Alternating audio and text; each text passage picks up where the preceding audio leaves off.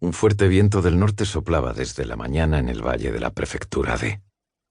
El semáforo estaba en verde, pero había tanto tráfico que Mikami avanzaba muy despacio. Apartó las manos del volante para encender un cigarrillo. Ya se estaba construyendo otro grupo de rascacielos. Las torres de apartamentos iban devorando el perfil de las montañas enmarcado en la ventanilla. Había 580.000 viviendas y 1.820.000 habitantes. Eran las cifras de un estudio demográfico que había leído en el periódico mientras desayunaba. Aproximadamente un tercio de esa población vivía o trabajaba en la ciudad D, que tras un largo y arduo proceso se había fusionado con las poblaciones de su entorno, dando lugar a una imparable centralización urbana. Pese a ello, los proyectos para la creación de un buen sistema de transporte público, la prioridad número 1, seguían en el aire. Con pocos trenes o autobuses cubriendo rutas en su mayoría ineficientes, las carreteras estaban saturadas de vehículos.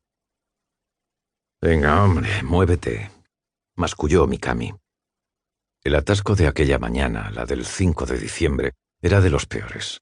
La radio estaba a punto de anunciar las 8 y Mikami distinguió los 5 pisos de la jefatura, una visión que despertó en él una nostalgia inesperada por sus muros fríos pero familiares. Y eso que solo había estado mediodía en el norte. De hecho, podría haberse ahorrado el viaje.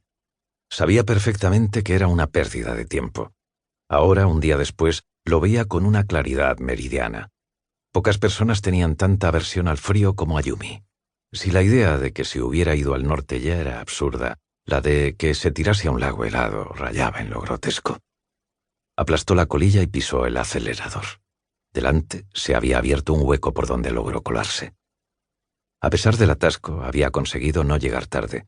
Dejó el coche en el aparcamiento y se dirigió corriendo al edificio principal. La fuerza de la costumbre le condujo la vista hacia las plazas reservadas a la prensa. Se quedó de piedra. A esas horas no solía haber nadie, pero no quedaba ni una sola plaza libre. Seguro que en la sala de prensa ya se había congregado un buen montón de periodistas. Por un instante se preguntó si habría pasado algo.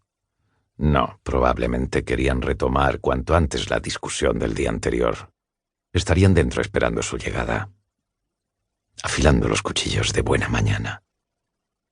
Entró en el edificio por el acceso principal y en solo 10 pasos llegó a su departamento. Relaciones con los medios. En cuanto abrió la puerta, 3 caras nerviosas miraron hacia él. Suwa y Kuramae, jefe y subjefe de sección, ambos sentados ante sus escritorios, junto a la pared, y Mikumo, que ocupaba el más próximo a la puerta. La estrechez de aquel espacio hacía innecesario levantar la voz para saludar. Desde la primavera era un poco más amplia porque habían derribado el tabique del archivo. Aún así, cuando los periodistas entraban allí en masa, a duras penas se podía respirar.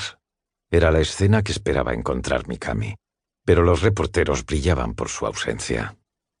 Se sentó en su sitio, junto a las ventanas, con la sensación de haberse salvado de milagro.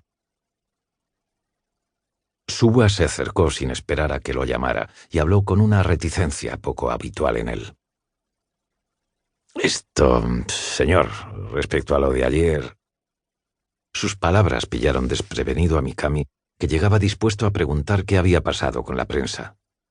Por la noche había llamado a su superior directo, el jefe de división, Ishii, de la secretaría, para explicarle con detalle todo lo ocurrido en la identificación, y había supuesto que Ishii le transmitiría la noticia a sus colegas. No era ella, gracias por preguntar. Fue como si la tensión se disipara de golpe. Suwa y Kuramae se miraron con alivio, y Mikumo saltó de su silla, como reanimada, y bajó la taza de Mikami de la estantería.